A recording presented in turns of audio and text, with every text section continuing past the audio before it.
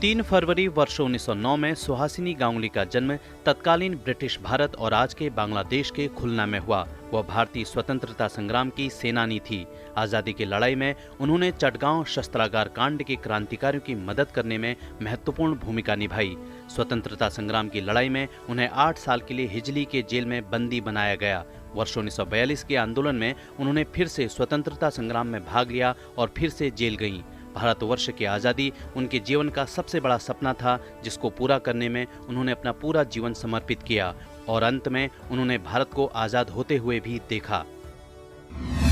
3 फरवरी वर्ष 1925 में भारत की पहली बिजली संचालित ट्रेन सेवा मुंबई से कुर्ला के बीच शुरू हुई। यह ट्रेन सेवा भारत ही नहीं बल्कि एशिया की पहली विद्युत ट्रेन थी।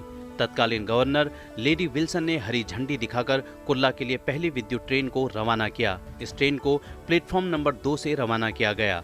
भारत की इस पहली विद्युत ट्रेन को विक्टोरिया टर्मिनस से हरी झंडी दिखाई गई, जिसे आज छत्रपति शिवाजी टर्मिनस के नाम से जाना जाता है। यह ट्रेन हार्बर लाइन पर बॉम्बे विटी स्टेशन से कुर्ला तक चलाई गई।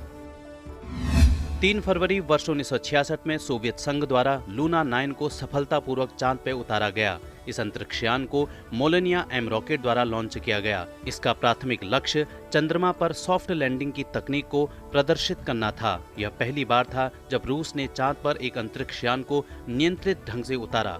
इस सफल प्रक्षेपण के साथ ही लूना 9 एक खगोलीय पिंड पर सॉफ्ट लैंडिंग प्राप्त करने वाला पहला अंतरिक्ष यान बन गया। लूना के सफल अभियान से यह बात पता चली कि चांद पर जाने वाले अंतरिक्ष यात्री वहां किसी दलदल में नहीं धंस सकते और इसी के साथ ही चांद पर पहला मानव भेजने की होड़ और तेज हो गई थी।